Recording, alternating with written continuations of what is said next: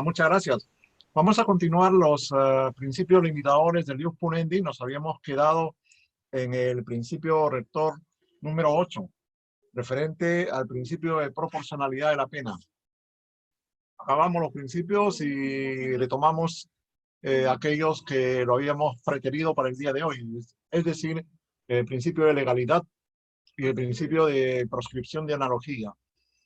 El artículo del Código Penal que se refiere al principio de proporcionalidad es el número 8, que dice: la pena no puede sobrepasar la responsabilidad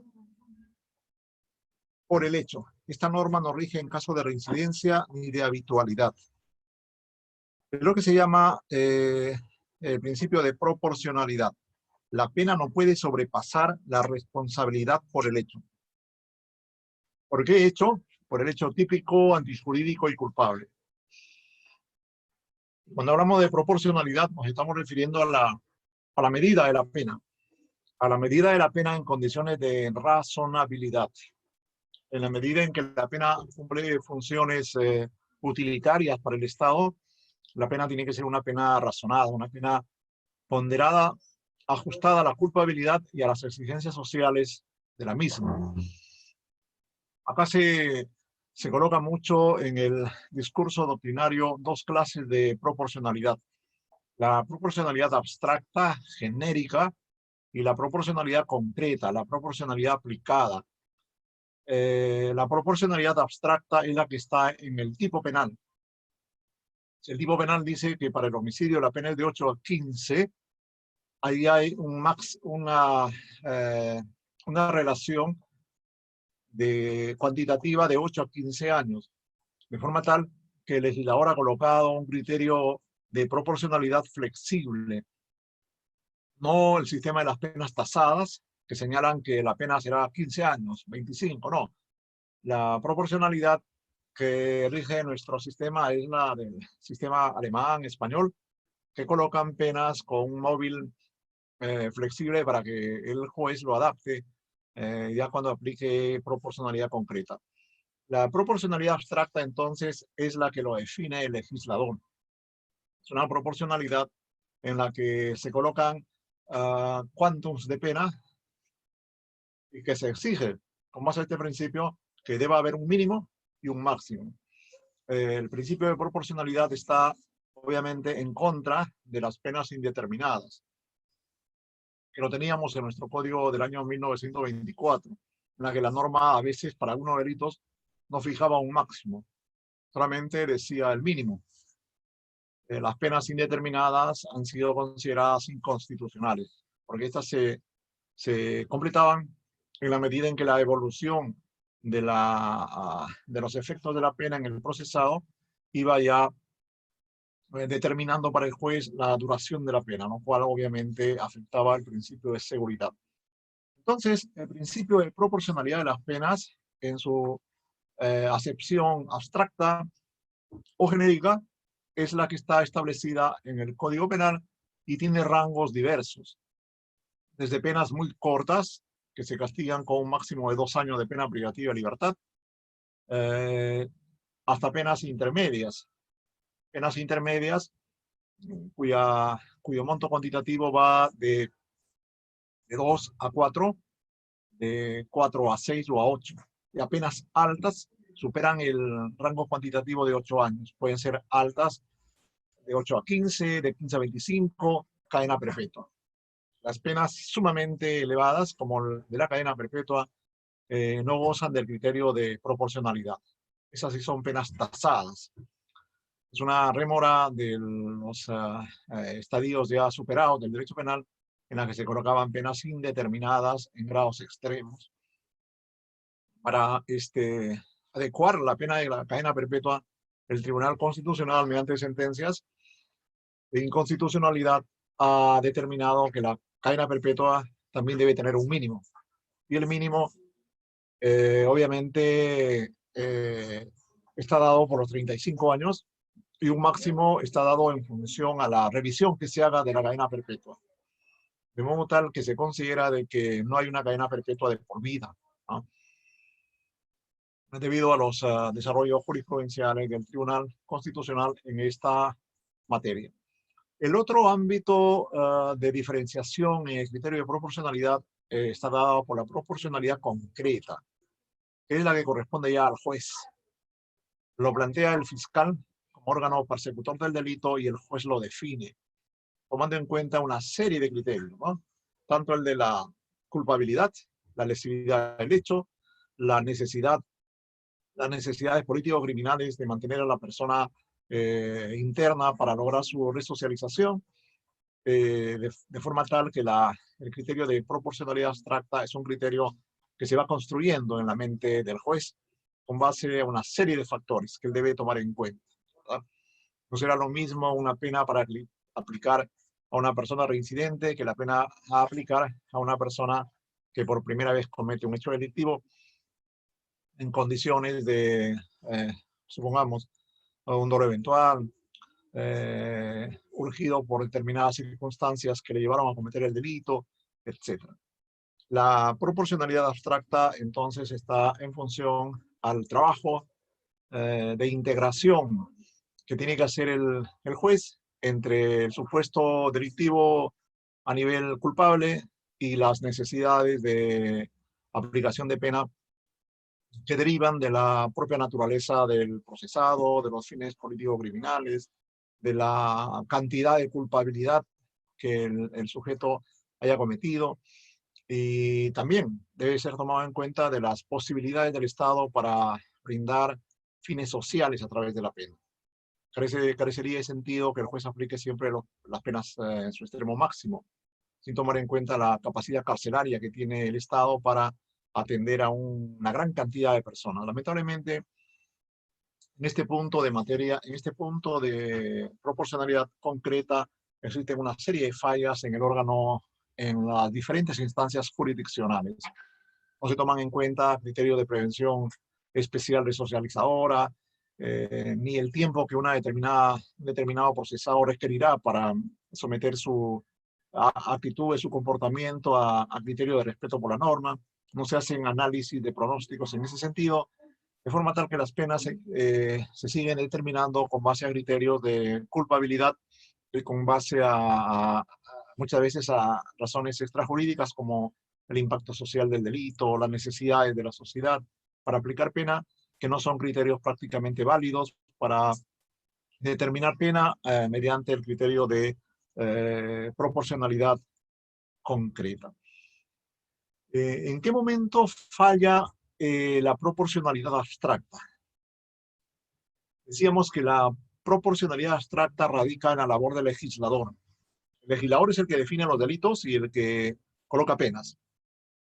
Veamos, por ejemplo, el delito de homicidio. La pena del delito de homicidio actualmente está en el rango de 6 a 20 años. Entre 6 a 20 años hay un lapso flexible para determinar pena bastante intenso. 6 a 20 hay como 14 años de por en medio, ¿no? Anteriormente era de 6 a 15. El legislador lo ha incrementado de 6 a 20 años. Esa es la pena. En un contexto en el cual el bien jurídico protegido más valioso es la vida. 6 a 15. Veamos, por ejemplo, el delito de robo. El delito de robo en su artículo 188 coloca una pena abstractamente proporcional en el rango que va de 3 a 8 años. Hay penas, en el caso de los robos agravados, que las penas pueden llegar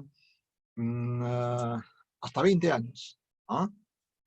Por ejemplo, los niveles de penalidad que establece el robo, la primera cadena de penalidad es de robo agravado de 12 a 20 años. Miren, ¿cómo se afecta acá el principio de proporcionalidad abstracta? El homicidio tiene una pena que va de 6 a 20 años. Sin embargo, el robo agravado y una pena que va de 12 a 20 años. La pena mínima es 12, en el homicidio la pena mínima es 8. 6. ¿Qué ha pasado acá? Obviamente se está vulnerando el principio de proporcionalidad abstracta. Cualquier robo no puede ser mínimamente igual a un delito de homicidio, a un delito en el cual se le priva a la persona de su bien jurídico vida. Por ejemplo, un robo agravado durante la noche tiene una pena de 12 a 20. En cambio, el homicidio tiene pena de 6 a 20 años. No hay proporcionalidad abstracta válida. Aquí existe una incoherencia que afecta al principio de proporcionalidad. El Estado está haciendo una política criminal abusiva en lo que concierne a la fijación del marco flexible de pena para el delito de robo agravado. Igualmente, si cogemos, por ejemplo, el delito de lavado de activos, en el decreto legislativo 1106, en el delito de lavado de activos, la pena se castiga con pena de básico, ¿no? Con la pena de 8 a 15 años. Pero hay un delito de lavado de activos agravado cuya penalidad es muy alta y está dado por el artículo 4 del decreto legislativo 1106, en el que la pena se eleva tanto que termina en un rango que va de 25 años. Dice el artículo 4 del decreto legislativo 1106,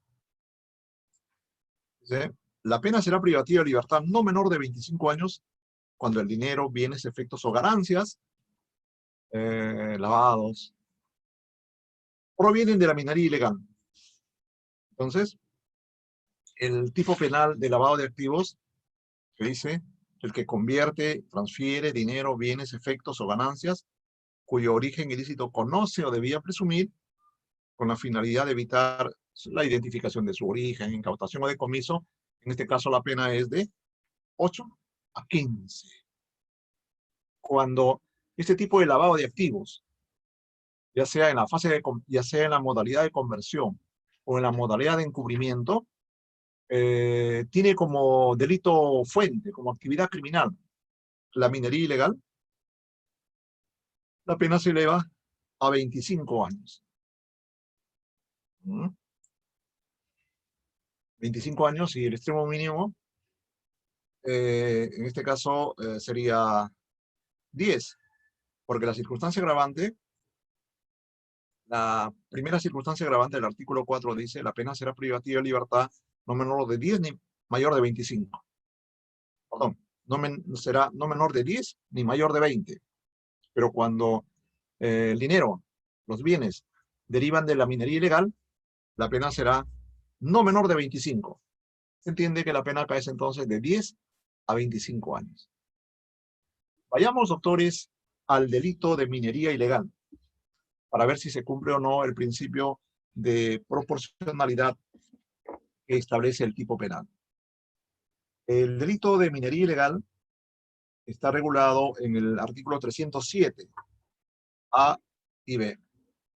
El artículo 307 señala lo siguiente: delito de minería ilegal: el que realice actividad de exploración, extracción, explotación de recursos minerales metálicos y no metálicos, sin contar con la autorización, etcétera, etcétera, será reprimido con pena de 4 a 8 años.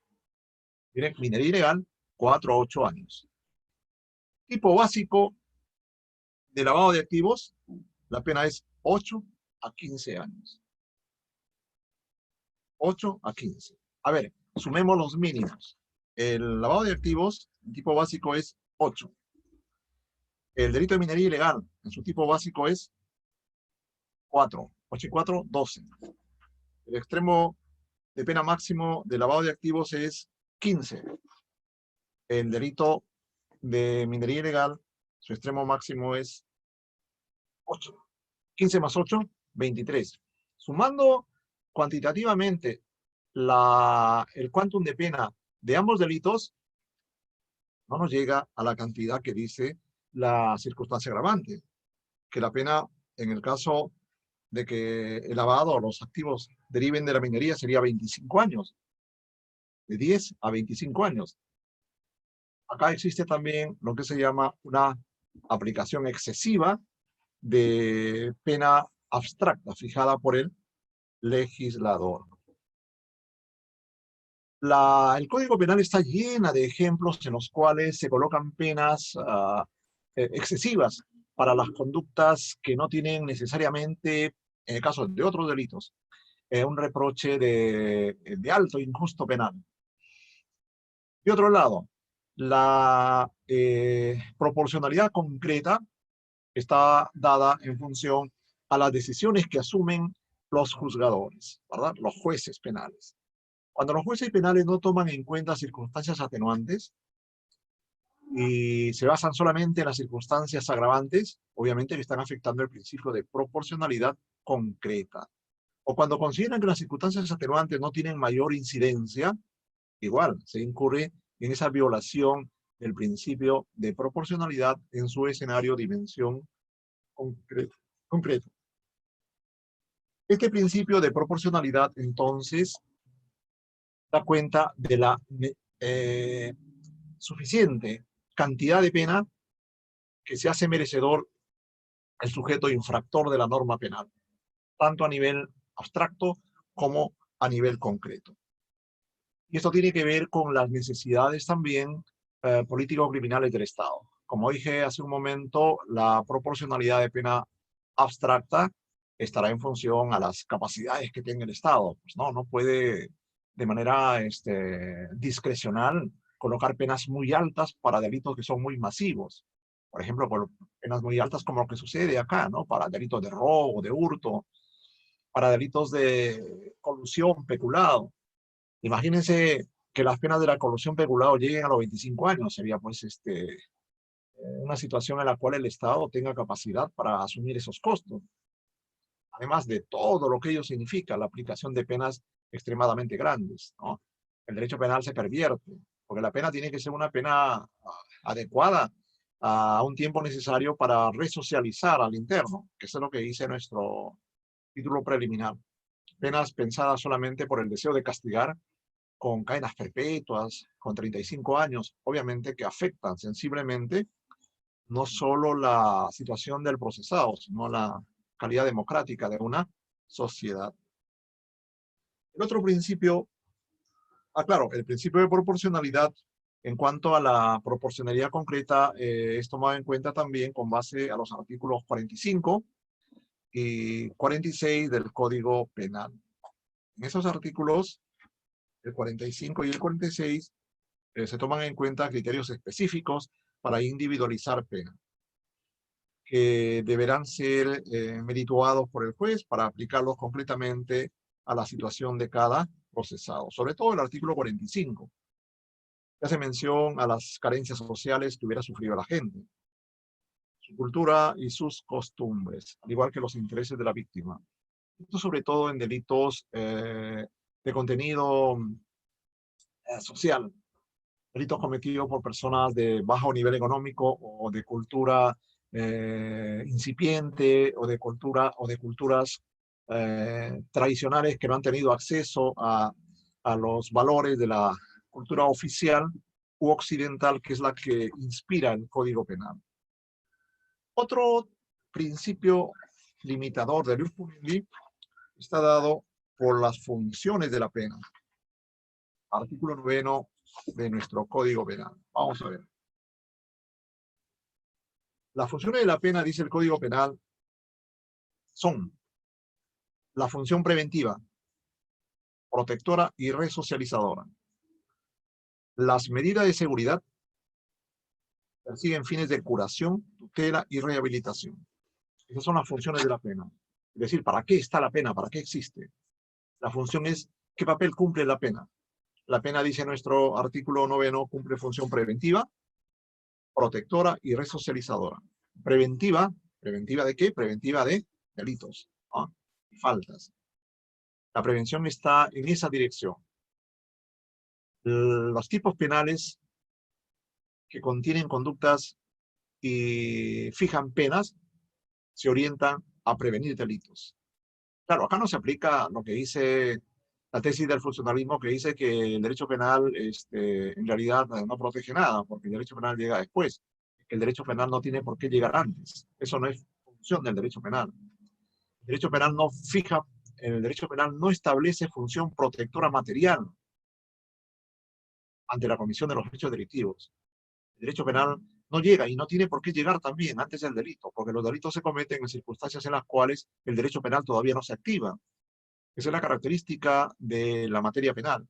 Entonces, las normas penales lo que hacen es proteger a la persona y a la sociedad a través de las conminaciones penales. Los ciudadanos se enteran que para el delito de homicidio hay una pena de 6 a 15, a 20 años, que para el delito de lavado de activos la pena es de 8 a 15. A través de esas conminaciones penales, de esas amenazas de pena, se produce la prevención de delitos.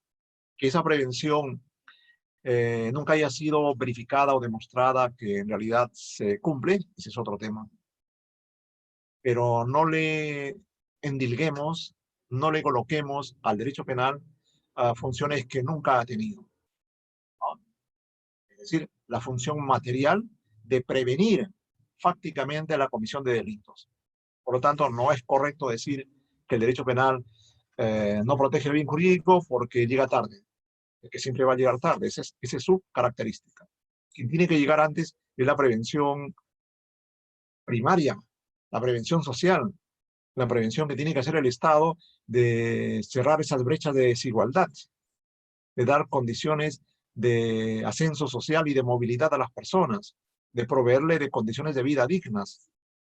El Estado no cumple en el país las funciones que constitucionalmente están asignadas. El Estado peruano a lo largo de toda su historia ha sido un Estado mercantilista, que ha servido intereses de otras personas y no de la sociedad. Esto se nota con la educación de mala calidad, la educación pública, la salud pública, las labores de previsión social. El Estado, obviamente, que ha abdicado de sus funciones, ¿no? La instrucción en la zona de la sierra, en la zona de frontera, el Estado no se hace notar, no se hace sentir. Por lo tanto, el Estado falla en la parte de la prevención primaria y de la prevención social. Y esto acarrea, obviamente, consecuencias de sobresaturamiento de las esferas fiscales y penales, que tienen que eh, atajar esas oleadas de delitos patrimoniales, de delitos diversos que nacen de las brechas sociales. ¿Muy bien? Entonces, cuando la norma dice que la pena tiene una función preventiva, hay que ubicar bien esa función preventiva, ¿ah? Prevención de delitos y de faltas a través de la amenaza de pena. Muy bien. De esa manera, el Código Penal protege a la persona y protege a la sociedad. La importancia, doctores, del Código Penal es inmensa, ¿no? Los seres humanos, eso ya se ha comprobado, sobre todo en sociedades como la nuestra, sociedades muy desorganizadas, sociedades en las que no existe el concepto persona como valor dominante, sino que somos la mayoría individuos, seres humanos, que no hemos llegado todavía al rango de personas. Ahí el derecho penal cumple la función de control social, la función de estandarizar comportamientos, de modo tal que la norma penal no sea constantemente atacada o inaplicada por los ciudadanos. La función preventiva en esa idea es vital y es propia de la materia penal. La función protectora, a través de la prevención se protege a la sociedad y se protege al individuo.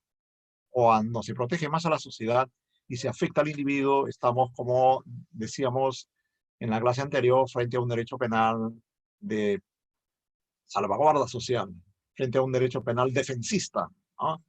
Frente a un derecho penal que en sus casos extremos puede llegar a ser un derecho del enemigo, en la cual en la sociedad se escoge, se selecciona, se rotulan a determinadas personas como enemigos del sistema. Por ejemplo, los lavadores de dinero, los que se dedican al narcotráfico, los que se dedican a la trata de personas, actualmente los que cometen delitos de corrupción. Están considerados como enemigos del sistema, ¿verdad? Esa es la función protectora. Y la tercera función que nuestro artículo 9 alude es a la función resocializadora. Este sí es un concepto cultural, a un concepto cultural que primó mucho en los Estados Unidos, antes y después de la Segunda Guerra Mundial. Como ustedes saben, las cárceles norteamericanas se caracterizan por ser cárceles donde hay mucha crueldad, mucha disgregación social. Las cárceles norteamericanas están llenas de personas vulnerables socialmente. Personas de color, negros, sudamericanos, personas blancos también, pero pobres, ¿no? Las cárceles norteamericanas siempre han tenido esa rotulación. Y justamente en ese escenario se generó la tesis de que el Estado no puede castigar por castigar, que la pena tiene que tener alguna finalidad. La tesis de Immanuel Kant de que la pena se adecua a la culpabilidad de la gente, que su única finalidad es devolver el daño que causó el delincuente a través de una respuesta cuantitativamente igual a la lesión causada, es una consideración sin sentido, es una consideración sin finalidad social.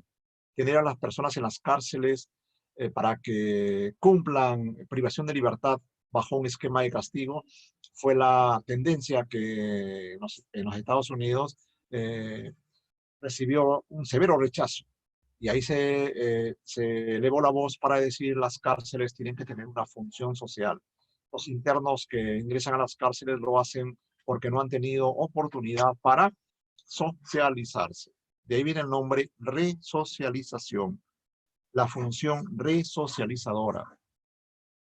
Esta función se basa en la idea de que estas personas que están en cárcel lo están porque no han tenido oportunidad de disfrutar de las ventajas de una adecuada socialización, es decir, de las ventajas del respeto por las normas. El respeto por las normas confiere la calidad de personas y le da al ciudadano una serie de ventajas, una serie de privilegios.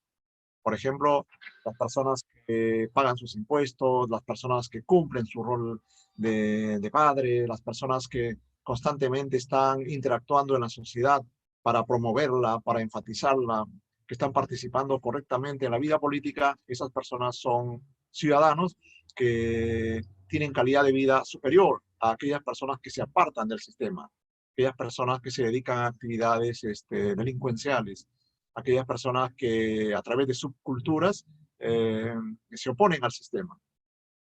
¿Y por qué se oponen? Porque por lo general son personas marginadas, personas que por diferentes razones no han accedido a una vida universitaria, a una relación de trabajo que les permita tener una movilidad económica que les dé ventajas. En ese esquema, entonces, cuando la persona ingresa a la cárcel, tiene que hacer una serie de tratamientos, de planes para recuperar a esta persona, para indicarle que el respeto por las normas trae ventajas. La función resocializadora, entonces, intenta recuperar al interno, recuperar a la persona para los fines sociales, para los fines que todo Estado tiene que dar. Es decir, para decirle, señor, su estancia en la cárcel le va a permitir a usted entender que es mejor respetar la norma. Claro, este principio resocializador, en tanto una función social de la pena de prisión, debe tener unos mínimos básicos para que sea eficaz.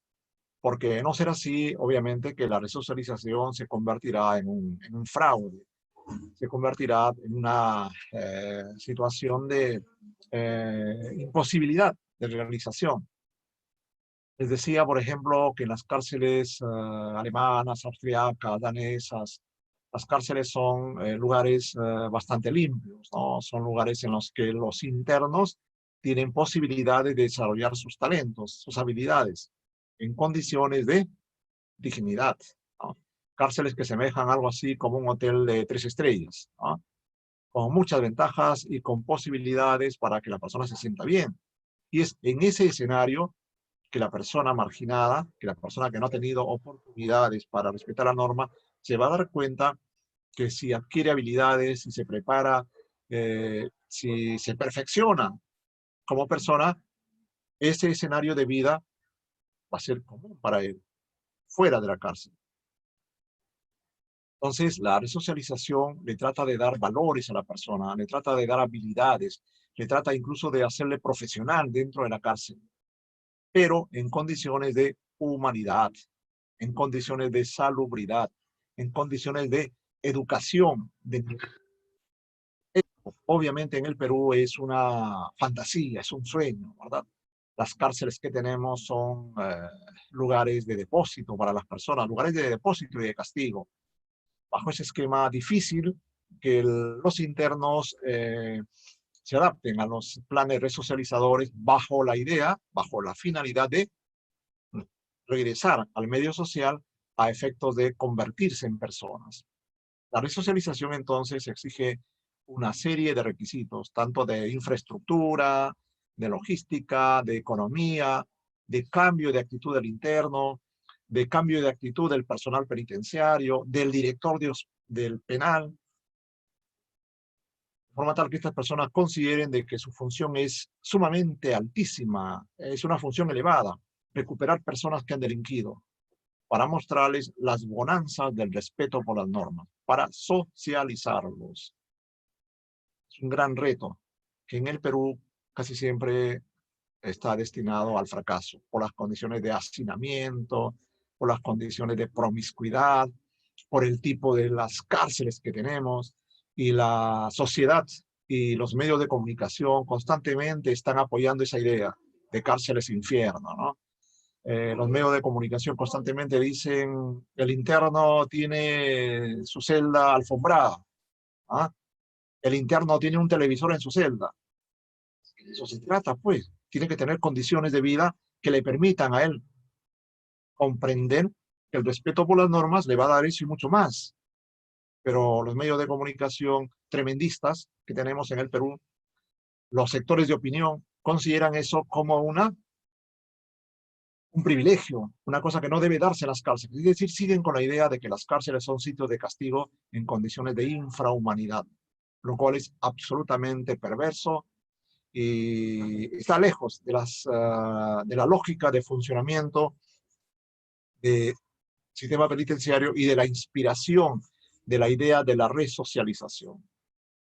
Si las cárceles peruanas fueran cárceles dignas, si las cárceles peruanas estuvieran con menos de la capacidad para las cuales fueron diseñadas, si la cárcel está para 1000, que hayan 500 personas en ella, obviamente que se podrían, creo yo, cumplir los fines de resocialización. Si es que el Estado coloca líneas presupuestal, si el Estado capacita al personal del INPE, si selecciona a las personas que hacen tratamiento resocializador.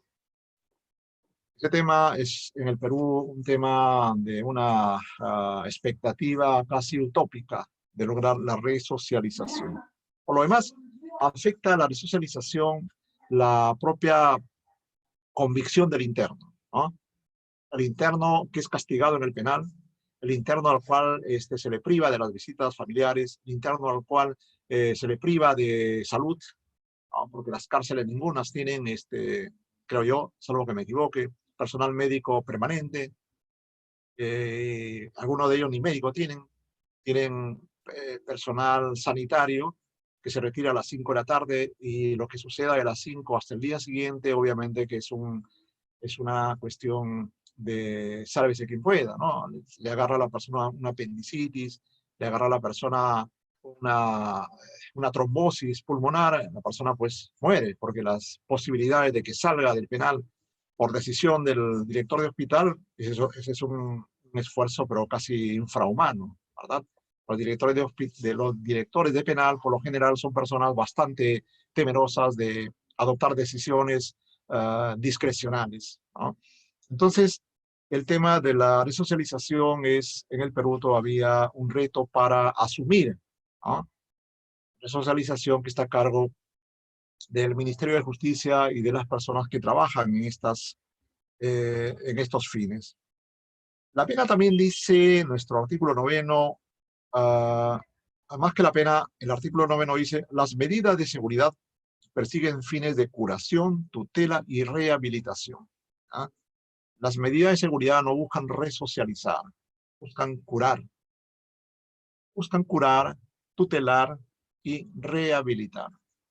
¿Qué diferencias hay entre la resocialización y la cura?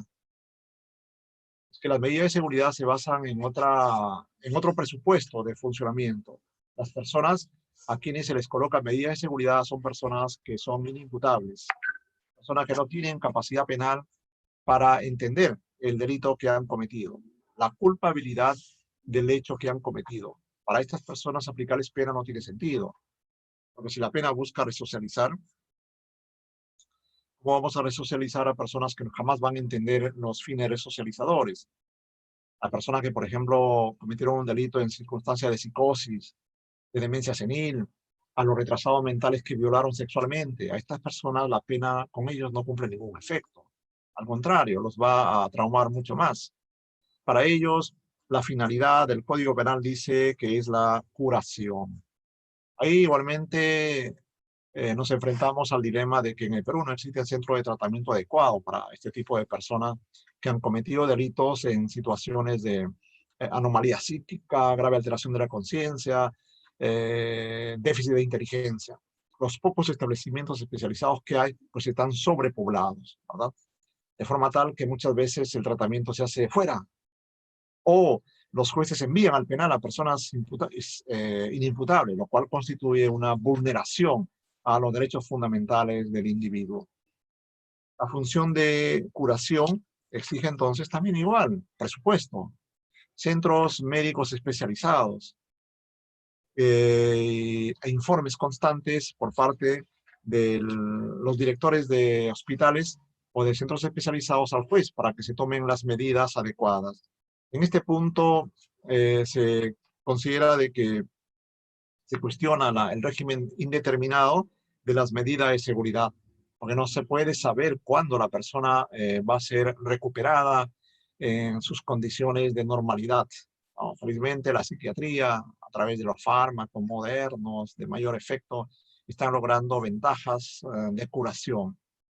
Pero las medidas de seguridad, si bien la norma dice que no puede durar más que la pena privativa de libertad que correspondería al delito que ellos han cometido, se manejan en ese marco de indeterminación. Depende de los informes que den el personal que está a cargo de estas personas y de las decisiones que adopte el juez, el cerrar la medida de seguridad. Muy bien, ahora sí regresamos. El artículo 9 dice aplicación extensiva de la ley penal. Las normas generales de este código son aplicables a los hechos punibles previstos en la ley penal. Claro, el nomen juris es equivocado cuando dice aplicación extensiva de la ley penal. Aquí eso no es aplicación extensiva. Las normas generales de este código son aplicables a los hechos punibles previstos en leyes especiales. Esto es lo que se llama el criterio de aplicabilidad prevalente. Es decir, los delitos que se cometan tienen que ser vistos desde la perspectiva del título preliminar del Código Penal. Y es que este título preliminar, doctores, está en nuestro Código Penal, constituye el programa constitucional en vía legal. ¿Ah? Como programa constitucional, obviamente que tiene mayor valor que las normas establecidas en las reglas de parte general y de parte especial. Generalmente se olvida esta característica, ¿verdad? En el trabajo práctico, fiscales y jueces le dan al título preliminar poquísima importancia, cuando el título preliminar es el que define el programa penal constitucional. Finalmente, en el Código Procesal Penal, el mensaje del título preliminar tiene otra caracterización que permite considerar lo que acabo de decir, ¿no? Por ejemplo, en el Código Procesal Penal, el artículo 10 dice prevalencia de las normas de este título. Las normas que integran el presente título prevalecen sobre cualquier otra disposición de este código. El criterio de prevalencia normativa, el criterio de mayor valor normativo. Los títulos preliminares tienen esa característica. Tienen la categoría de ley intermedia entre la Constitución y el texto ordinario. O sea, tiene un rango superior a la ley ordinaria del Código Penal. Y este título 10 del Código Procesal dice, serán utilizadas como fundamento de interpretación. ¿Ah? Serán utilizadas como fundamento igual. En el título preliminar, el principio de legalidad, el principio de retroactividad, la prohibición de exceso, la proscripción de la responsabilidad objetiva, la prohibición de analogía, tienen prevalencia y deben ser utilizadas como fundamentos de las resoluciones de jueces y fiscales. Ese es el valor del título preliminar. Vamos a ingresar al principio de legalidad y a la prohibición de analogía en materia penal. Antes de ello, porque estos son temas cruciales en cuanto a los principios limitadores del jus punendi, si es que existe alguna pregunta sobre los principios de proporcionalidad, humanidad de las penas, sobre el principio de curación de las medidas de seguridad, sería bueno comentarlas antes de pasar a los dos últimos principios que he hecho mención, legalidad y proscripción de analogía.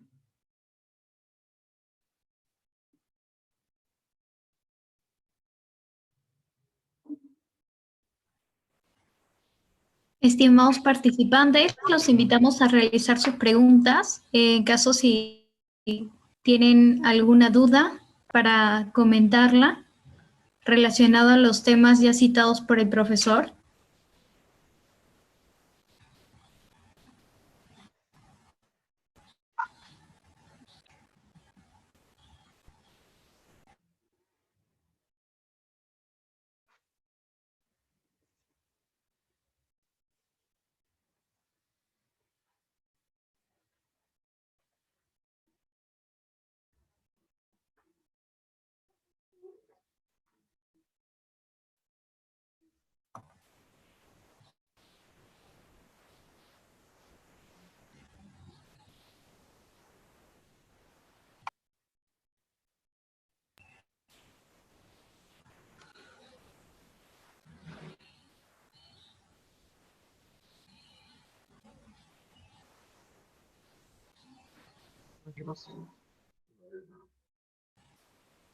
Profesor, ¿se le apagó la cámara?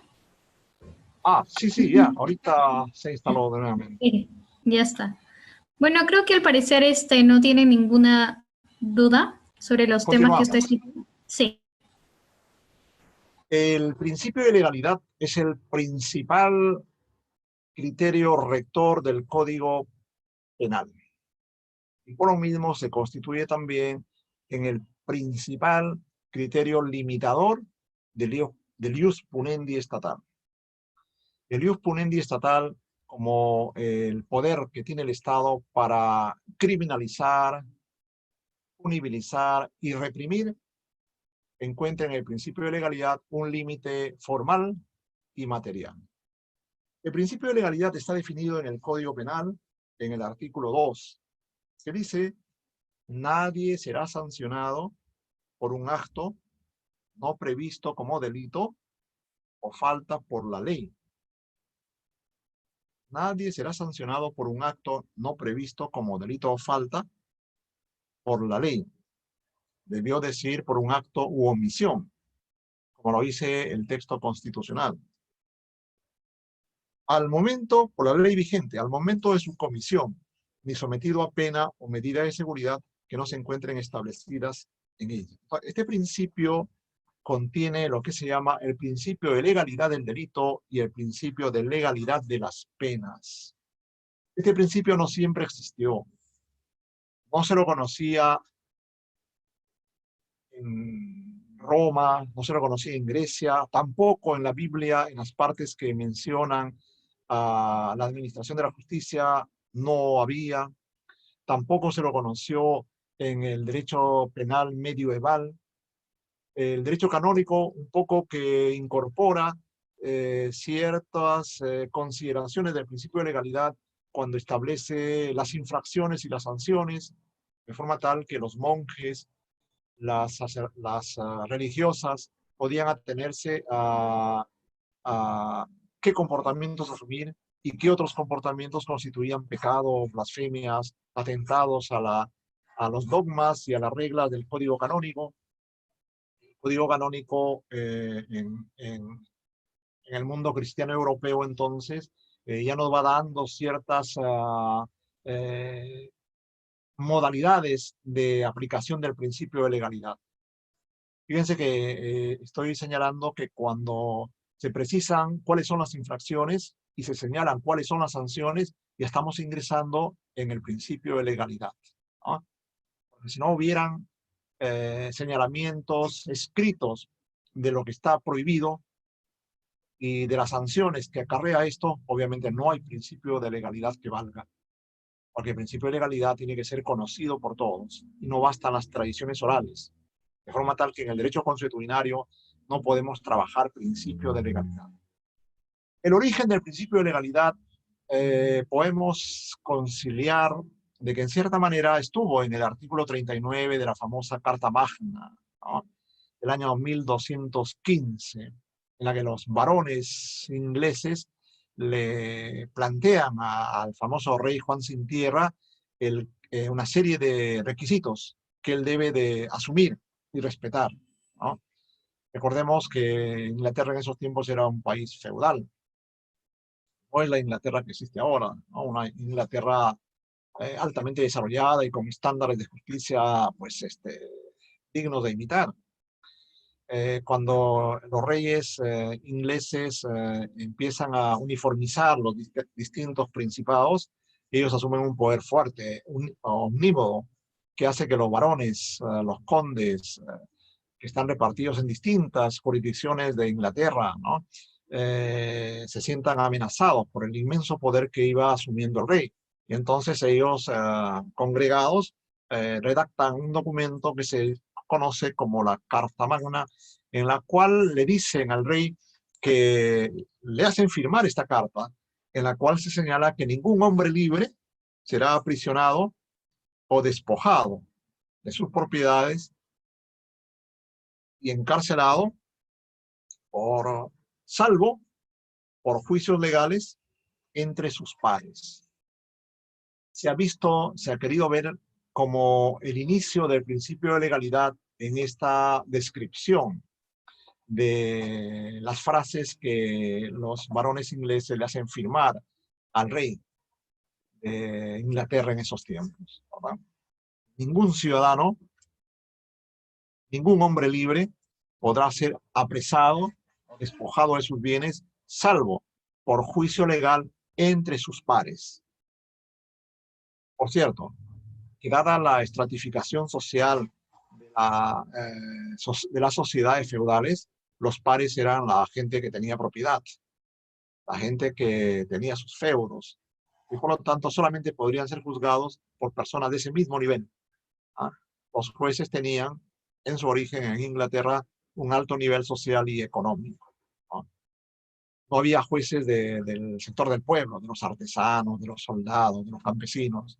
Ellos, los soldados, los campesinos, los artesanos, recién ganarían derechos ya en el siglo XX o XIX, en el que empiezan a hacer movilidad social, es decir, empiezan a ascender en la escala social y política de los estados, ¿no? La sociedad se moderniza, el feudalismo es destronado y la burguesía que asciende da apertura a otros sectores, ¿no?, porque necesitaba legitimarse, necesitaba tener un colchón social más amplio en su lucha contra los aristócratas que en el siglo XIX, XVIII, XIX en Europa fueron ya sacados del poder. En el caso nuestro, la aristocracia feudal ha pervivido incluso en el siglo XX, ¿no? La sociedad peruana no se ha modernizado, es una sociedad bastante compleja, ¿no? Una sociedad en la que los empresarios no han formado industria propia, no han modernizado la sociedad, siempre han vivido del Estado, ¿no? Y esto se nota actualmente con los salvatajes que hace el gobierno de las clases dominantes o poderosas en el ámbito de la banca, de la finanza, de la empresa, ¿no?, que probablemente no lo necesiten, pero el Estado siempre sale en auxilio de ellos, ¿no?, lo cual está bien también, ¿no?, siempre y cuando esto también sea tenga una correspondencia con la ayuda que el Estado tiene que brindar a las clases sociales más necesitadas, ¿no? Bien, la Carta Magna como el primer antecedente formal, ¿no? Formal, no religioso, de lo que se constituye en el principio de legalidad. Posteriormente, con la Revolución Francesa de 1789, se crea una Declaración de Derechos del Hombre, en cuyo artículo 8 se coloca también el principio de legalidad, ¿no? Que nadie podrá ser procesado ni apresado si es que no es a través de un proceso. Recordemos que la Revolución Francesa se caracterizó por luchar contra la aristocracia feudal, contra las clases denominadas decadentes, contra el ancien régimen de Francia, ¿no? Y ellos necesitaban también hacer valer valores diferentes a los de la aristocracia. Beccaria, en el año 1764, en su librito de los delitos y de las penas, también enunció el principio de legalidad. Hizo una fuerte crítica a la forma como se desarrollaba la justicia en Europa, ¿no? En la que no existían normas claras, en las que los jueces aplicaban penas de acuerdo a su criterio. Las penas no estaban reguladas como tales en un cuerpo jurídico. Por cierto, ya existían algunos códigos penales en Alemania, ordenanzas en Francia, ¿no? Pero por lo general los códigos no tenían esa validez de obligatoriedad como la tienen ahora. El ejemplo de Beccaria se orientó mucho al tema de la justicia penal, porque la justicia penal preliberal fue considerada una justicia bárbara, ¿no? Bárbara no solamente porque se procesaban a las personas, sino porque se procesaban también igualmente a los animales y a los espíritus, ¿no? Era usual en las calles de Italia, de Francia, llamar a los espíritus a efectos de que se apersonen al proceso, ¿no? Y se hacía toda una serie de mecanismos histriónicos a efectos de que estas personas efectivamente dieran muestras de que habían escuchado los requerimientos. El objetivo era legitimar el apoderamiento de sus propiedades, ¿verdad? Dictar sentencias contra los familiares que habían quedado en vida de la persona que había cometido hechos delictivos. En el fondo era eso. Lograr incorporación de los bienes de los fallecidos a los bienes, en este caso del Estado o de las personas que hacían las denuncias. Igualmente habían procesos contra animales, ¿no? Eran usualmente llevados a las salas de audiencia animales que habían causado destrozos, ¿no? Era todo un caos la administración de la justicia en esos tiempos. Sobre esto existen una serie de libros al respecto, ¿no? Ladislao Toth, por ejemplo, que es un escritor argentino, escribió una historia sobre historia de los delitos y de las penas, en la cual menciona este tipo de procesos que se efectuaban en la Europa de los siglos XIV, XV, XVI, XVII. ¿Bien? Además de Beccaria, ¿a quién se le considera el creador del principio de legalidad en cuanto a formulación jurídico-conceptual? Es a ese gran jurista alemán llamado Ansel Paul Ritter von Feuerbach. Ansel Ritter von Feuerbach fue un filósofo y penalista alemán de bastante brillo, ¿no? Un iluminista, un hombre ilustrado. Él fue el que creó el Código Penal de Baviera, ¿no? El Código Penal de Baviera de 1813, que fue un código que copiaron mucho en América Latina. Si ustedes revisan el Código Penal argentino, muchas de las figuras del Código Penal argentino tuvieron una influencia enorme del Código Penal de Baviera. Nosotros también hemos tenido algunos tipos penales que hemos sacado ese código. Y en general, al igual que el Código Penal francés, sirvieron de inspiración, fueron códigos paradigmáticos. ¿Qué dijo Ansel Paul Ritter von Feuerbach sobre el principio de legalidad? Él nos dio la fórmula latina del nullum poena sine lege. ¿Esto dónde lo encontramos? Lo encontramos en su trabajo que él tiene, que ha sido traducida por Eugenio Zaffaroni en Argentina, que se llama Tratado de Derecho Penal. La obra de este insigne maestro, en el parágrafo 20 de ese tratado, él nos coloca que las frases que les estoy diciendo, nulla poena sine lege, nulla poena sine crimine y nullum crimen sine poena legale. Nullum poena sine lege. No hay pena si no hay ley previa. Nullum poena sine crimen. No hay pena si es que no está descrito el crimen. Y nullum crimen sine pena. No hay crimen si es que hay una pena legalmente establecida. O sea, el crimen por sí solo no puede existir. El crimen tiene que estar asociada con una ley que haya sido establecida de manera expresa. Anselmo Paul Ritter von Feuerbach, que es el que enuncia el principio de legalidad. Ahora bien, ¿qué es el principio de legalidad? Es un límite al ius punendi estatal. Es un límite que le da al ciudadano la seguridad de que solamente se le puede a él imputar, acusar y procesar por hechos que estén recogidos de manera escrita en un código penal o en leyes especiales. Este principio de legalidad se constituye entonces, como dijo Franz von Liszt, en la Carta de Garantía del Procesado. Los códigos penales, de acuerdo a lo que señaló Franz von Liszt en el año 1880, son la carta magna de los procesados, de los delincuentes, porque en esos códigos está descrita la conducta. Ya el juez no puede crear comportamientos típicos con base a sus criterios discrecional, como pasaba en el famoso derecho penal liberal. Además, el principio de legalidad es la defensa del ciudadano frente al Estado, porque es usual que el Estado abuse del poder que tiene, ¿no? Es usual que fiscales y jueces, si es que no son limitados en su poder, se extravíen en los marcos de interpretación de los tipos penales. Para eso, el principio de legalidad constituye un límite al poder del ius punendi. Ius punendi que es administrado por fiscales y jueces. Fiscales y jueces que son los administradores de la violencia estatal, ¿no? Y contra ellos el principio de legalidad se constituye en la Carta Magna de los Ciudadanos. Esa es la definición liberal del principio de legalidad. Así nació.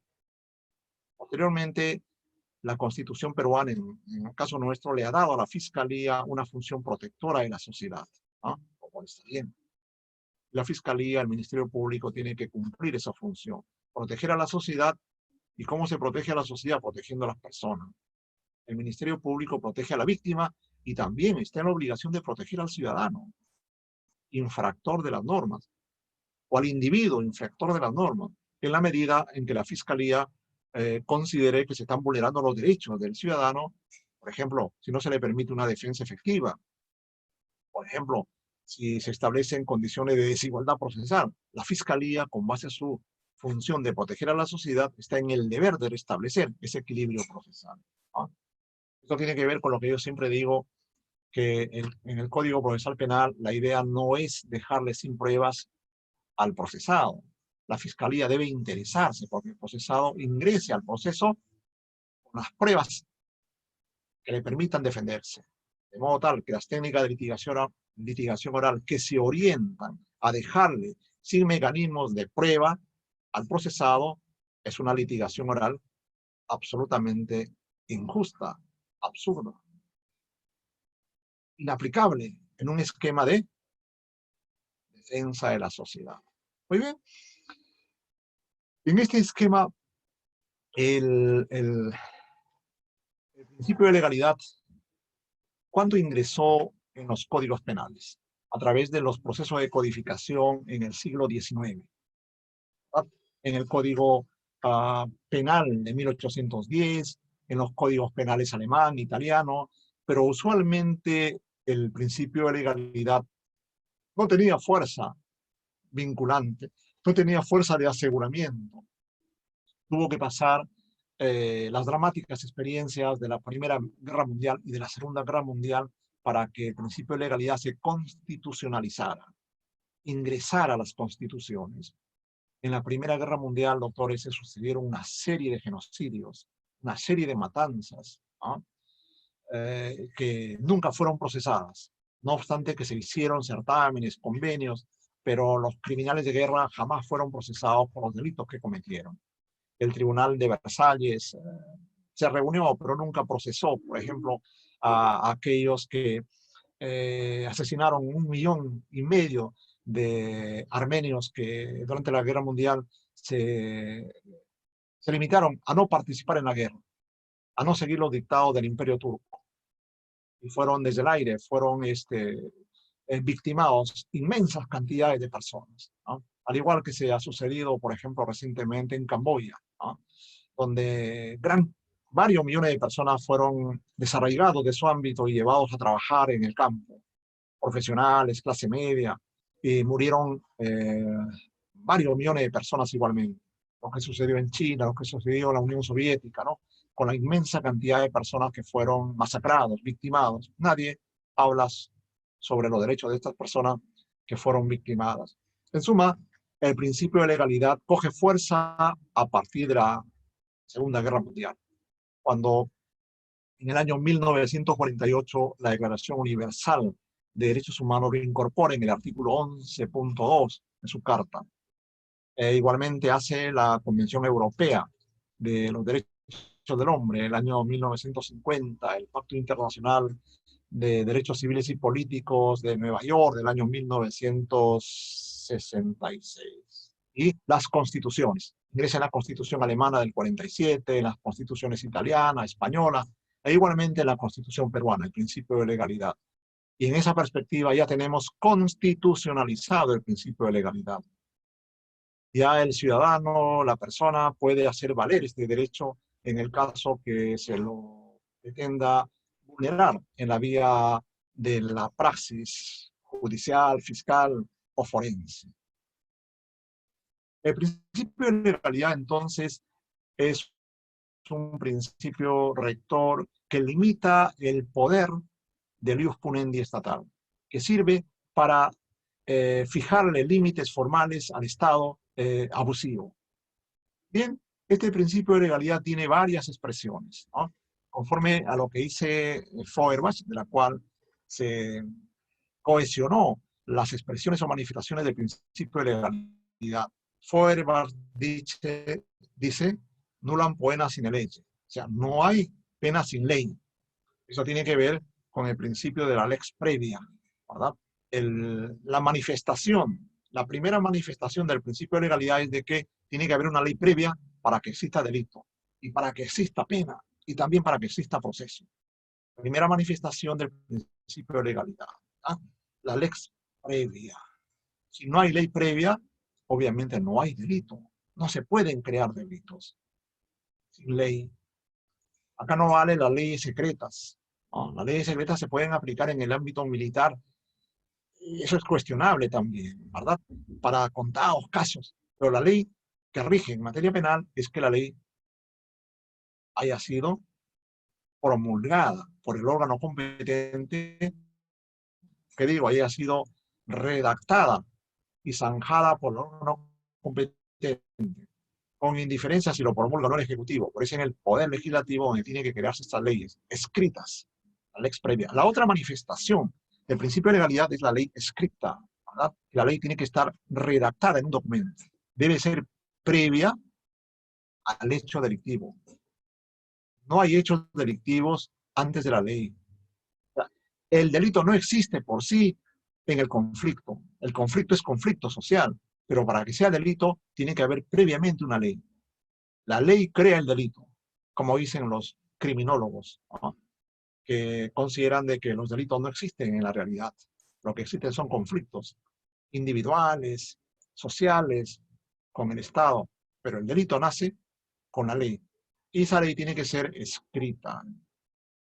Como decía, la ley escrita es la que fija una garantía. El ciudadano puede atenerse, puede leerlo, puede tener la posibilidad de estudiar su contenido y con base a ello determinar su comportamiento.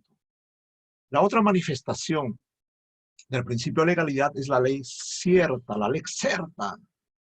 La lex certa hace mención a que las leyes deben ser entendibles, las leyes penales, las normas penales deben ser comprensibles por su destinatario, el ciudadano, la persona común.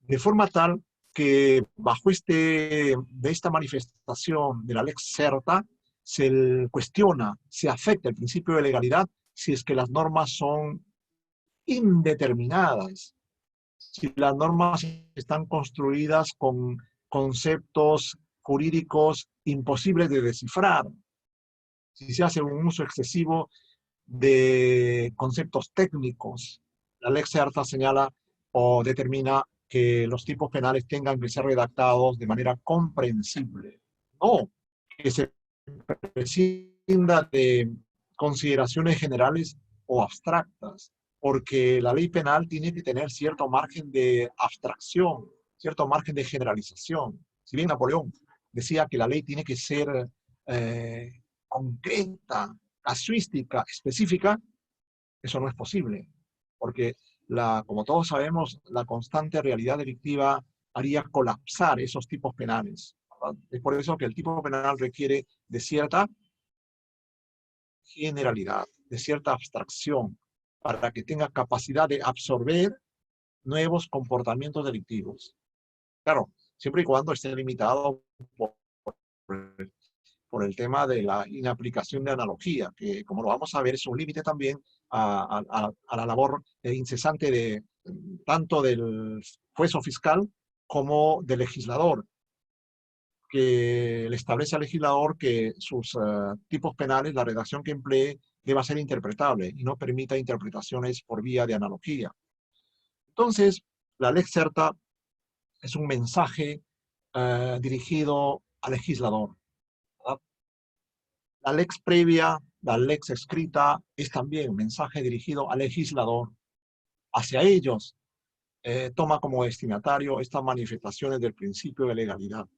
Por la Lex Certa, miren, se debate mucho, se discute mucho de si son aceptables los tipos penales en blanco, ¿no? Los tipos penales remisivos, los tipos penales que hacen uso de cláusulas indeterminadas, ¿no? Se debate mucho los tipos penales que se construyen con base a delitos de peligro abstracto. Con base a la manifestación de la Lex Certa, se critica también la existencia de delitos culposos, porque los delitos culposos, como todos sabemos, no describen conducta. El tipo penal solamente dice, el que por culpa comete el hecho será sancionado, obviamente con una pena menor, pero el delito culposo no describe comportamiento, no describe conducta. Por lo general, está dependiente del comportamiento del tipo penal doloso. Y esto, se ha señalado, afecta el principio de legalidad.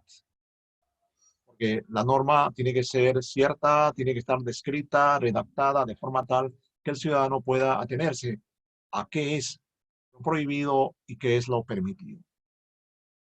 La otra manifestación del principio de legalidad es la ley estricta, la lex stricta. De acuerdo a esta manifestación de la lex estricta, la aplicación que se haga de la ley tiene que ceñirse al contenido de la descripción del tipo penal. La ley estricta tiene que ver con un trabajo del fiscal y del juez. Con base a la ley estricta, ¿qué se prohíbe? Se prohíbe la analogía, la aplicación de normas penales con base a criterios de analogía. La norma penal sirve para un determinado marco de casos, para los cuales está destinado. Cuando el fiscal o el juez, por vía de analogía, aplica la ley a casos parecidos, a situaciones fácticas para los cuales no está establecido el tipo penal, se comete una violación a la manifestación de la ley estricta. Esto lo vamos a ver más en detalle cuando abordemos la prohibición de analogía. ¿Cómo históricamente se violaron estos principios del código, estos principios de la legalidad como criterio rector para limitar el ius punendi a nivel global de los países occidentales, ¿no? Cuando nos referimos al principio de legalidad, nos referimos a los países occidentales, a la tradición romano-germánica. Por ejemplo, se lo violó en Francia, en la misma Revolución Francesa, en la época del terror, ¿verdad? Cuando se guillotinaban a los opositores políticos, con procesos sumarísimos, ¿no? Violentando lo que establecía el Código Penal Revolucionario de 1791. Se violó también el principio de legalidad cuando los bolcheviques tomaron el poder en Rusia, ¿no? Cuando eliminaban a los kulaks, a los campesinos ricos, para colectivizar la agricultura, cuando eliminaban a los opositores políticos, creando delitos a su criterio. Se violaron los principios de ley estricta, lex certa, etc.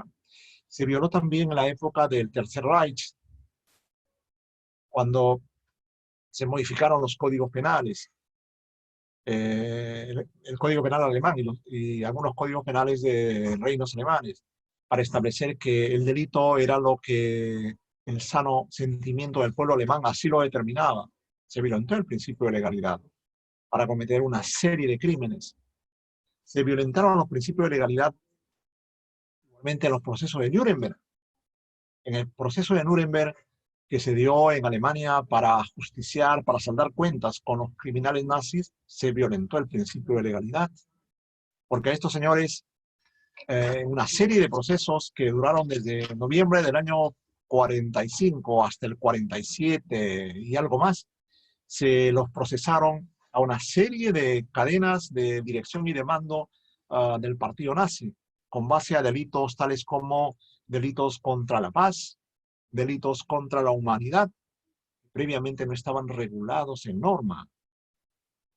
Se violentó el principio de la lex previa, de que para que existan delitos contra la humanidad, algún documento escrito lo tuvo que haber establecido. En esos tiempos no había, doctores, las declaraciones contra el genocidio, los crímenes de lesa humanidad. Eso es una cosa posterior al fenómeno nazi. Entonces, los que crearon el Tribunal Penal Internacional en el año 45 tuvieron que generar normas acerca de delitos contra la humanidad, pero posteriores a los crímenes cometidos por los nazis, los dirigentes, jerarcas militares y empresarios nazis. Y con esas normas posteriores no se ajustaron al principio de legalidad e hicieron lo que se denomina históricamente la justicia de los vencedores, ¿no? Los 4 países coaligados aplicaron normas creadas después, no antes del delito. De esa manera se vulneró el principio de legalidad. Ahora bien, ya manifestaciones jurídicas del principio de legalidad lo tenemos, por ejemplo, el principio, derivaciones del principio de legalidad, con el principio de taxatividad. El principio de taxatividad, que es una derivación jurídica del principio de legalidad, le lleva al juzgador, le lleva al legislador, le dice al juzgador que cuando redacte tipos penales los haga con la mayor precisión posible, para permitirle al procesado, al ciudadano, conocer lo que está prohibido, para permitirle al fiscal y al juez poder imputarle en condiciones de razonabilidad los tipos penales que ha creado el legislador. El principio de taxatividad es un límite, doctores, a la labor legislativa de los congresistas, de las cámaras, en el caso de otros países que tienen una cámara dual. Este principio de taxatividad, entonces, está en contra de la tesis de los tipos penales abiertos, de los tipos penales que dejan a la interpretación un espacio inmenso para colocar una serie de comportamientos, como por ejemplo tipos penales abiertos, el abuso de autoridad, es un tipo penal abierto, ¿no? La falsedad genérica es un tipo penal abierto. Tipos penales que no describen conducta con precisión. Está por el principio de taxatividad vinculado con la lex certa, también se prohíbe hacer uso de las famosas leyes penales en blanco, ¿no? Es decir, que el legislador, al crear tipos penales, no puede decir la conducta se encuentra en normas administrativas, como a veces se hace, ¿verdad? Y solamente en el tipo penal describa la pena. Se aplica pena de acuerdo al comportamiento establecido en la ley de la materia. Dice, por ejemplo, los delitos ambientales. Bajo ese esquema de ley penal en blanco se afecta el principio de legalidad, se vulnera el mandato o su principio de taxatividad. La taxatividad se opone también a los conceptos jurídicos indeterminados, ¿no? Conceptos jurídicos indeterminados que tienen que ver con algunos conceptos, como por ejemplo, cuando el legislador dice actos contrarios contra el pudor.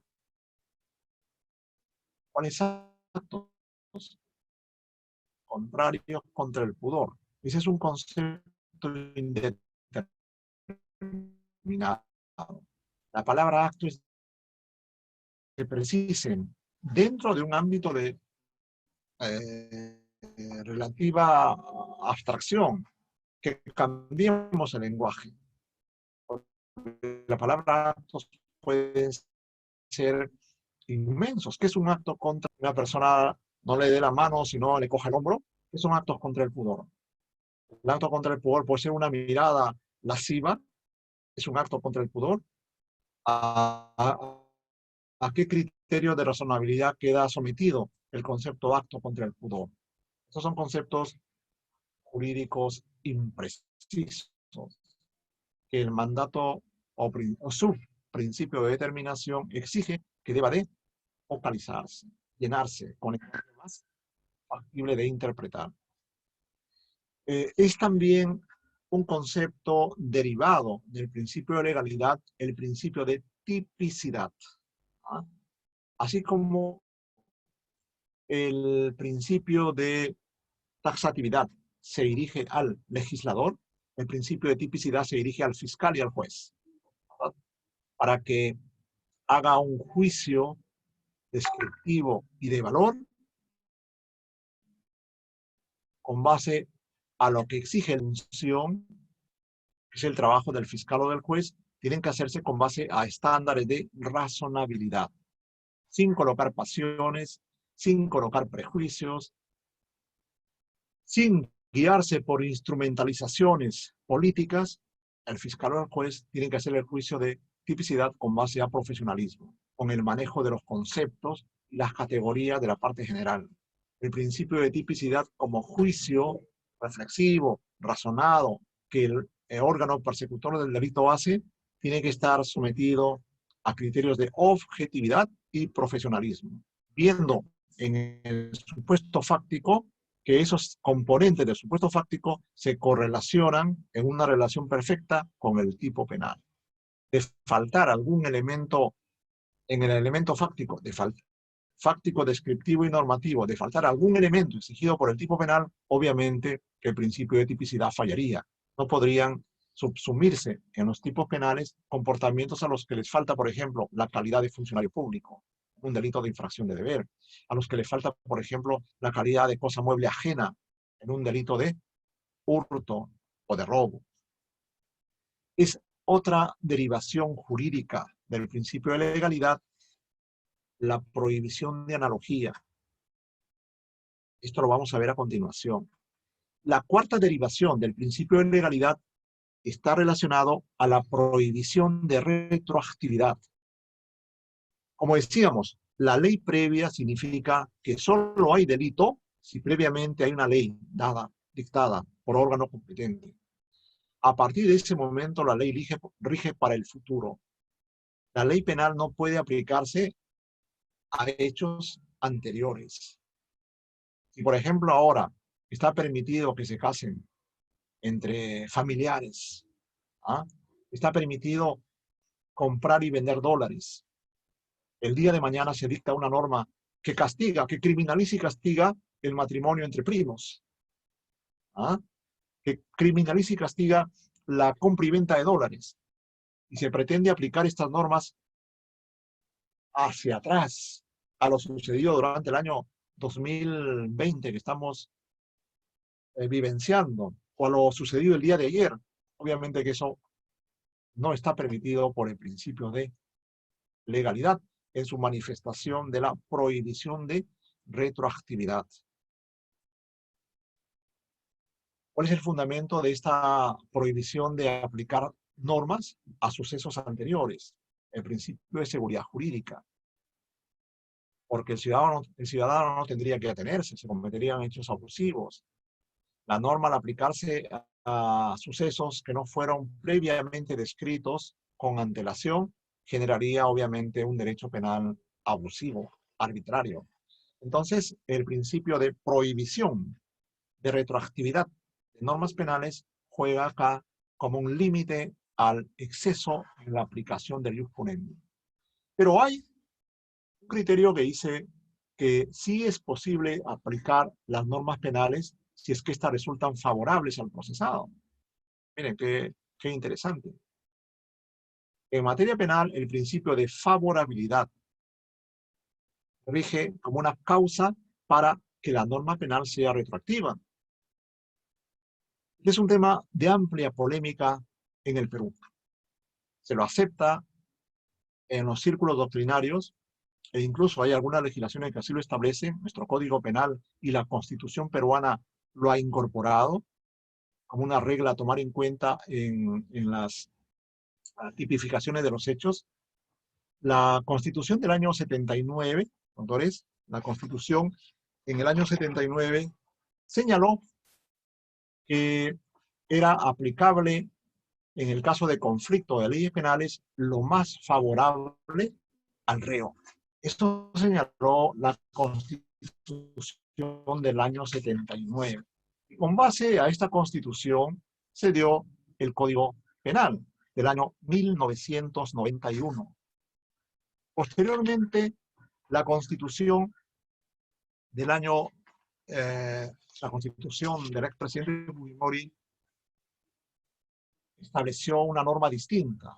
Ya no dijo lo más favorable, sino señaló que en el caso de conflicto de leyes penales se aplicará la ley penal más favorable. Miren el matiz de diferencia. Mientras que la Constitución del año 79 señalaba que en caso de conflicto de leyes penales en el tiempo, podrá aplicarse retroactivamente lo más favorable al reo, lo más favorable. La Constitución del año 93 señaló que en esta misma situación de conflicto de leyes se aplicará la ley más favorable. Esto ha generado un problema de nunca acabar en el ámbito de la interpretación del principio de favorabilidad. ¿Qué rige? ¿La ley más favorable o lo más favorable? Y es que cuando se analizan estas dos elaboraciones conceptuales, decir que en el caso que se sucedan varias leyes, no se aplica la ley que estuvo vigente, sino una ley posterior, porque es más favorable. ¿Cómo hay que entenderla? ¿Como que toda la ley se aplica en su conjunto? ¿O es que pueden aplicarse fragmentos de esa ley y fragmentos de otra ley para configurar lo más favorable? Ese es el dilema que se analizó en el Acuerdo Plenario 2 del año 2006. En este Acuerdo Plenario 2 del año 2006 se llegó a una conclusión. Estaba permitido aplicar el principio de favorabilidad con base al criterio de escogencia. Es decir, el juez, al decidir un caso concreto, de haberse dado leyes posteriores que resultan más favorables al procesado, podía tomar de esas leyes lo que era más favorable al procesado.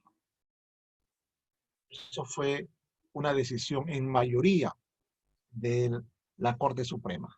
Generó precedente vinculante. Obviamente existieron magistrados que se opusieron en una línea de minoría a este criterio, porque ellos manejaban la idea de que la Constitución actual no dice que debe aplicarse lo más favorable, sino la ley más favorable. Ellos señalaban la posición minoritaria, en la que estaban el doctor César San Martín, el doctor Silvina Hurtado, que coger de las leyes sucedidas en el tiempo para aplicarlo retroactivamente, coger aquello que favorece de una norma y luego de otra norma y de una tercera norma, en el caso que hubieran varias normas, significaría crear una nueva ley, porque se estaría construyendo con base a fragmentos de leyes una nueva ley que obviamente va a ser más favorable al procesado. Y esta corriente minoritaria en esos tiempos señalaba que eso era obviamente indebido. No podía hacerse ese tipo de integración de parches de una ley. Tendría que aplicarse la ley en su conjunto. Si la ley en su conjunto no era favorable, entonces era inaplicable. Ya dependía del procesado aplicar esa ley o quedarse con la ley vigente a cuando cometió el hecho delictivo. Por ejemplo, en el año 2015, la ley de un delito de hurto dice que la pena es, por poner, son casos académicos, no están necesariamente relacionados con el Código Penal. La ley del delito, la ley penal reforma el delito de hurto y dice, el hurto será castigado, el año 2015, con pena de 2 a 4 años, más multa. ¿Ah? ¿Qué dice el delito de hurto antes de que se produzca esta reforma en el 2015? Hipotética, ¿no? Hipotética. No es que sea esto real. El delito de hurto en el artículo 185 decía, el hurto siempre se castiga con una pena de 1 a 3 años. Si el 2015 se dicta una ley que diga el hurto se castiga con pena de 2 a 4 años, más multa, obviamente que esa ley no puede aplicarse, porque es una ley más gravosa, con mayor pena. ¿Ah? Lo que pasa si el año 2016 se dicta una ley que diga el delito de hurto será castigado con pena de 1 a 2 años, más pena de multa. La ley del 2016 tendría que aplicarse retroactivamente, porque la pena es de 1 a 2 años. El delito fue cometido en el año, supongamos, cambiemos de tipo penal, porque ustedes de inmediato van a decir ya está prescrita la norma. Cambiémonos al delito de robo, ¿no? Que tiene una pena mayor. Si la pena del robo está castigada hipotéticamente en el año 2015 con pena de 2 a 4, ¿ah? Y la norma del 2016 dice la pena será 2 a 3 años. El delito fue cometido en el año 2014. Obviamente que en este caso igual la pena ya habría prescrito al tiempo actual, pero coloquémonos nosotros en el esquema de que nos encontramos en el año 2017. Estamos en el año 2017. El delito ha sido cometido el año 2016. Vamos a cambiar los factores. El delito ha sido cometido el año 2016. La norma previa es del año 2015, en la que la pena se castiga con cuantos de pena que van del año de 1 a 3 años, 2015. El delito se comete en el 2016. En el 2016, a fines del 2016, se dicta una norma penal en la cual el delito se castiga de 1 a 3 años. Ya no es de 1 a 4 años, sino de 1 a 3 años. Más multa. ¿Qué criterio prima ahí? El criterio de favorabilidad. Porque la persona va a decir, la pena, en este caso por el robo, actualmente es menor que cuando cometí el hecho. Cuando cometí el hecho, la pena era de 1 a 4 años. Ahora se ha modificado y la pena es de 1 a 3 años. Es más favorable en cuestión de pena, pero además me aplica una multa. Ambas, la cosa está bastante compleja. Si la norma no hubiera colocado multa, se entiende que regía el principio de favorabilidad. Pero como la nueva norma está aplicando, además de la pena privativa de libertad, una pena de multa, el procesado va a tener que pensarlo. Si afecta o no sus intereses, si es que podrá cumplir o no con la multa. Es una persona bastante humilde que no podrá cumplir con la multa, preferirá cumplir la pena de prisión que le ha establecido la sentencia. Pero para algunas otras personas la pena será atractiva, porque la pena de 1 a 3 años es menor. Y por lo tanto, ahí rige lo que se llama el principio de favorabilidad. El criterio de la posición minoritaria de la Corte Suprema dice, usted me tiene que coger el nuevo tipo penal en conjunto. No me puede decir, señor, solamente tome en cuenta la pena privativa menor y no me aplique la multa. No, todo en conjunto ingresa. Esto se aplica para casos más complejos, ¿no?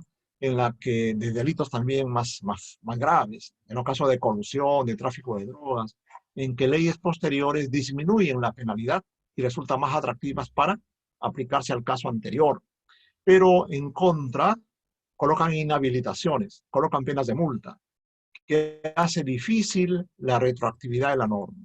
El principio de retroactividad benigna trabaja en 3 escenarios. Retroactividad benigna en un primer escenario, que la pena de la nueva norma es menor. 2. Segundo escenario, que la pena de la nueva norma ha decriminalizado el hecho. De todas maneras, tienen que aplicarse ahí por principio de favorabilidad. 3. Que la nueva norma ha eliminado el agravante. ¿Ah? En la tercera circunstancia, obviamente que la norma va a ser aplicable. Pero en supuestos mucho más complejos, en los cuales la nueva norma elimina el agravante, pero al tipo básico le incrementa el tipo penal, la cosa va a ser bastante difícil para el procesado. Él tendrá que evaluar, su defensa tendrá que evaluar si se queda o no con la ley que estuvo vigente a la Comisión de Derecho Delictivo o aplica la ley posterior, ¿verdad? Que podría ser más favorable en términos de pena, pero le aplican inhabilitaciones y otras sanciones que probablemente resulten muy onerosas. Porque una inhabilitación te puede privar de tu derecho a elegir, a ser elegido, te puede privar de tu condición de empresario, de carta de actividad comercial, a la patria potestad, etc. Depende de qué inhabilitación se coloque. Este es el tema, doctores, este es el dilema de la famosa favorabilidad de la norma penal. Esto mereció una decisión del tribunal. El Congreso modificó el delito de colusión. Lo modificó para decir que el delito de colusión, con la ley 29.703, que el delito de colusión requería perjuicio patrimonial efectivo. Mientras que la ley vigente desde el año 91, modificada en el 96, no hablaba de perjuicio efectivo. Simplemente decía, se conciertan para defraudar al Estado, ¿no? O fórmulas parecidas. La reforma dada en el año 2011 modificó el tipo penal.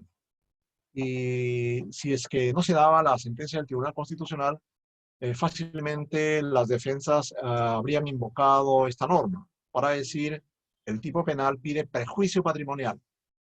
En el caso de mi defendido, no se ha producido perjuicio. Simplemente ha sido una afectación a nivel de peligro. No se acreditaba el perjuicio con pericia. Por lo tanto, pido que se aplique la norma posterior porque es más favorable a la situación del procesado. Pero esto de inmediato generó una reacción de la Fiscalía de la Nación, que logró a través de una acción de inconstitucionalidad que se declare sin efecto la aplicación retroactiva de esta norma, en un esquema de una sucesión de leyes penales en el tiempo. La ley penal vigente, la 2903, y posteriormente la 29758, que cambió el esquema, ¿no? La 29758 modificó el delito de colusión para hablar de una colusión de peligro y de una colusión de resultado. Con lo cual, la persona que solamente había afectado en peligro el bien jurídico, obviamente no podía plantear que el delito se circunscribía solamente al resultado. No, porque habían 2 fórmulas. Y su situación sería muy parecida a la norma vigente en la que cometió el hecho. Con la agravante ahora de que el delito de colusión aplica multa, ¿no? Si la persona quiere que se le aplique la norma posterior, la 29758, va a tener que aceptar la multa. Recuerden, la norma posterior, la 29758, habla de un delito de colusión simple con pena de 3 a 6. En cambio, la norma vigente con el Código Penal y sus modificaciones hablaban de una pena de 3 a 15 años. La ley posterior dada, la 29758, habla de 3 a 6. O sea, sería mucho más favorable y tendría que ser aplicada retroactivamente. Pero la norma a continuación fue modificada y coloca una serie de inhabilitaciones y pena y multa.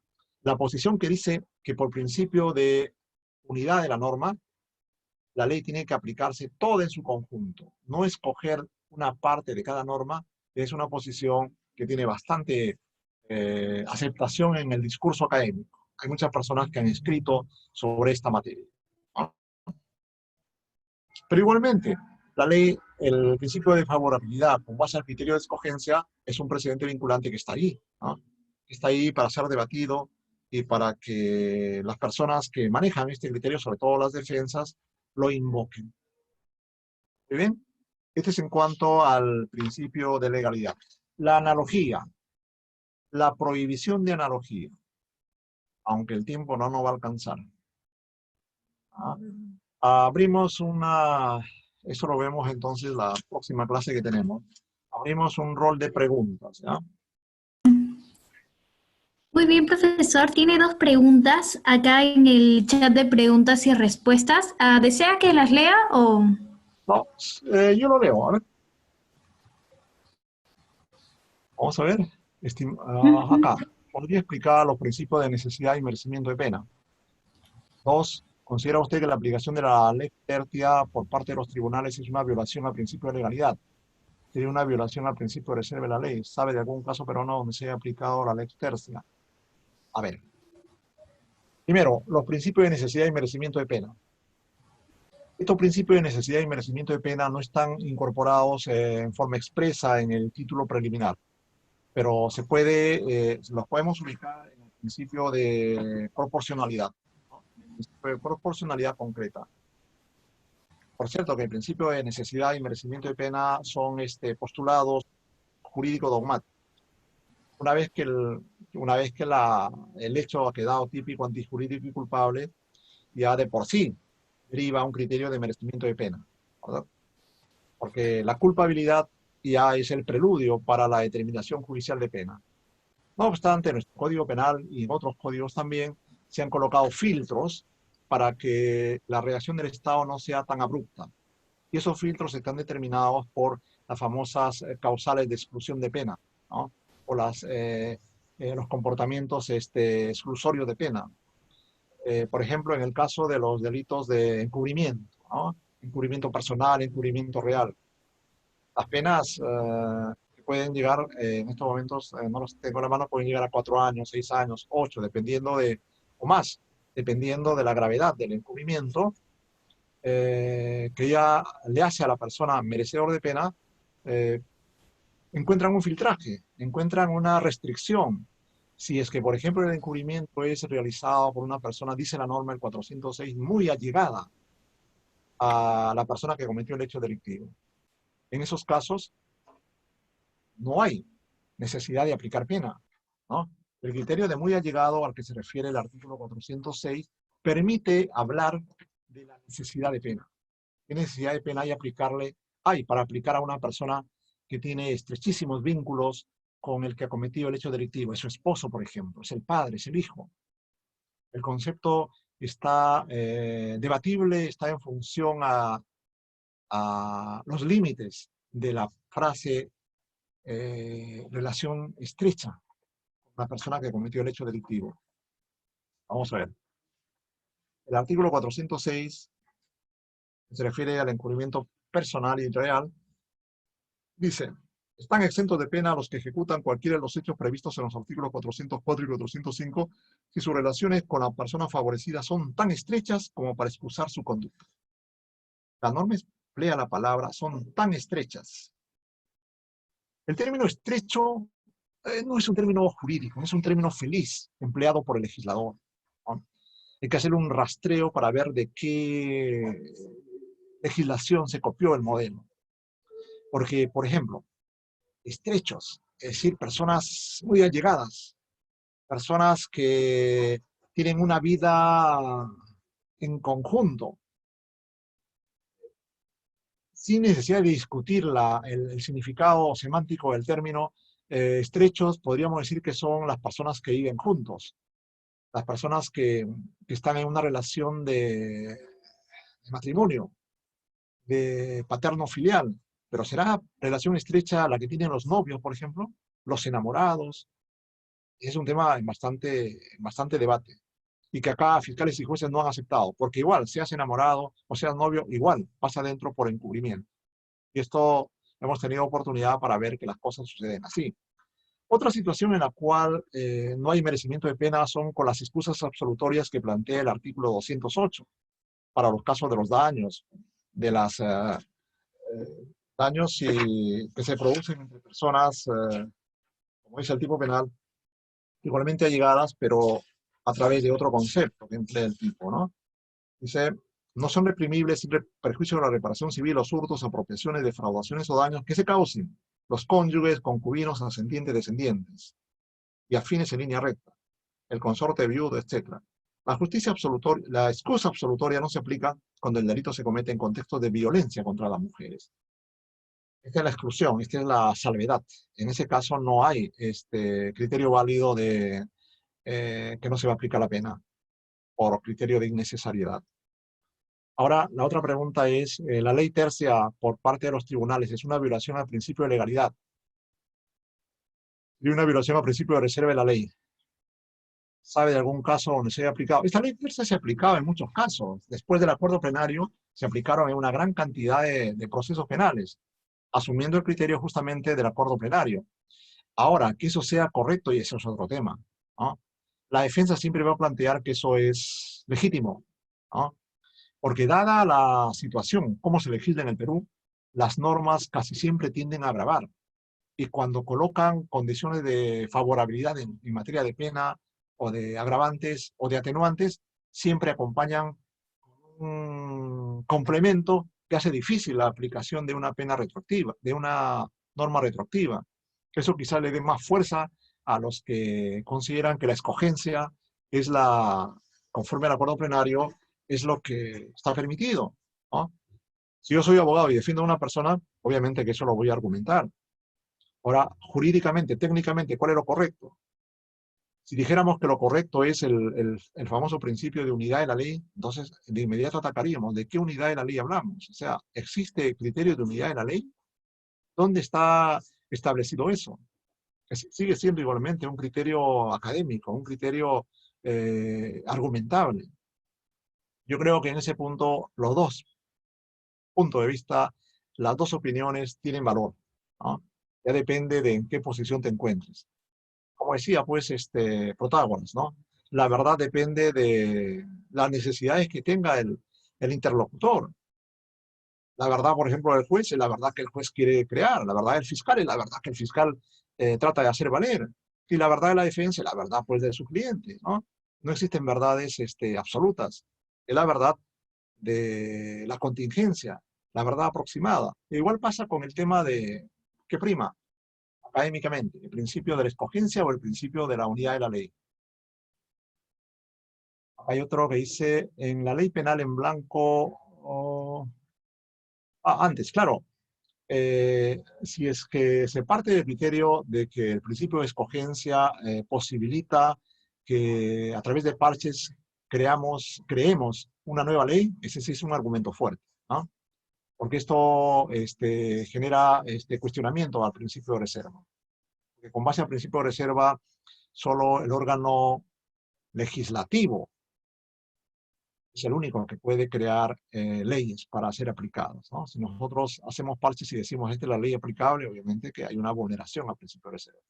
En la ley penal en blanco, al remitirse, por ejemplo, en el supuesto derecho a leyes administrativas y solo se dice la pena, ¿ello no afectaría también el principio del no bis in idem? Este es otro tema ya. No es que no solo afecte el principio de legalidad, el principio de taxatividad, ¿no? De hecho que lo afecta.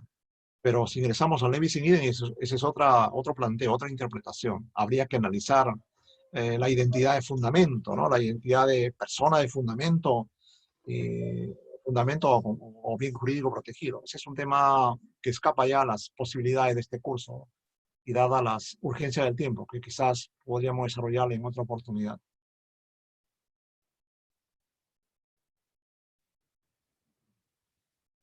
Si no hay otra pregunta, ahí cerraríamos la exposición. Sí, profesora, acaban de realizar una pregunta por el chat. No sé si alcanza a verla. Correcto. Claro, ¿qué opina usted sobre el funcionario de facto? ¿Esto afecta el principio de legalidad? Pues una sentencia o acuerdo plenario no puede crear normas sino interpretarlas. Sobre la proporcionalidad se puede aplicar criterios para rebajar la pena. A ver, lo primero, ¿qué pienso sobre el funcionario de facto? El funcionario de facto en el Perú existe, ¿no? Existe y el Perú está lleno de funcionarios de facto. El problema es que los funcionarios de facto no están incorporados en la norma penal. Nosotros no tenemos normas como los tiene Italia o España, que por ejemplo en el peculado dice la persona que por cualquier concepto tiene fondos y los desvía o los sustrae, porque en España no emplean el término apropia, o los sustrae, será reprimido. Ahí ellos tienen incorporado en su legislación el funcionario de facto. Igual en el caso de Italia, nosotros no lo tenemos. Nuestras normas penales se basan mucho en un concepto administrativo de funcionario. Y cuando rompen el esquema del funcionario administrativo, el que tiene que reunir una serie de requisitos, aluden, por ejemplo, al artículo 386, o al artículo 388, o al artículo 392, por el cual se equipara la calidad de funcionario a terceras personas particulares que ejercen funciones públicas. Pero ahí el límite del funcionario equiparado es de que estén ejerciendo funciones públicas. Lo que pasa con el funcionario de facto es que en el Perú tenemos funcionarios de facto, por ejemplo, cuando cesa el periodo de vigencia de este funcionario. Por ejemplo, los actuales miembros, no sé si los miembros del Tribunal Constitucional ya terminó su tiempo o de alguno de ellos, su tiempo de ejercicio de la función de magistrado constitucional. Si hace eso, ellos inmediatamente se constituyen en funcionario de facto, ¿verdad? Las personas que cesan. El funcionario de facto, lamentablemente, no tiene una regulación específica en el Código Penal. Se los acepta, pero previamente tienen que haber sido funcionarios para que deriven por alguna irregularidad en la calidad de funcionario de facto.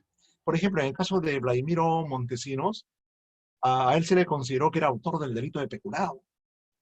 Vladimiro Montesinos era un asesor de alta dirección, que efectivamente los asesores de alta dirección tienen un rango equiparado al de funcionario, pero el delito de peculado pide un funcionario específico, es decir, un funcionario que por razón del cargo, por razón de la atribución, administre, custodie o perciba caudales públicos.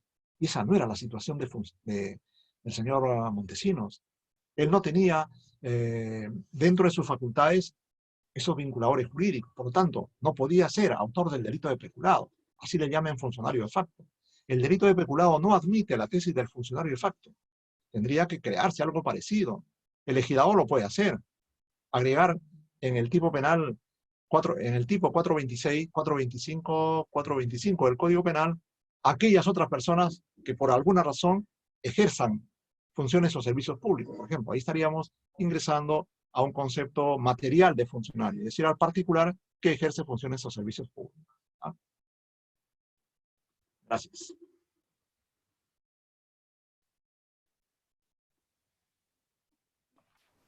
Bueno, si nadie más tiene preguntas, creo que daríamos por terminada esta clase. Muchas gracias, profesor, por la ponencia. Muchas gracias a todos los alumnos por asistir a la clase. Recordarles que este video estará disponible en nuestro aula virtual dentro de las 48 horas siguientes, ¿no? Nos vemos entonces en la siguiente clase del programa. Muchas gracias, profesor. Muchas gracias. Hasta luego. Hasta luego.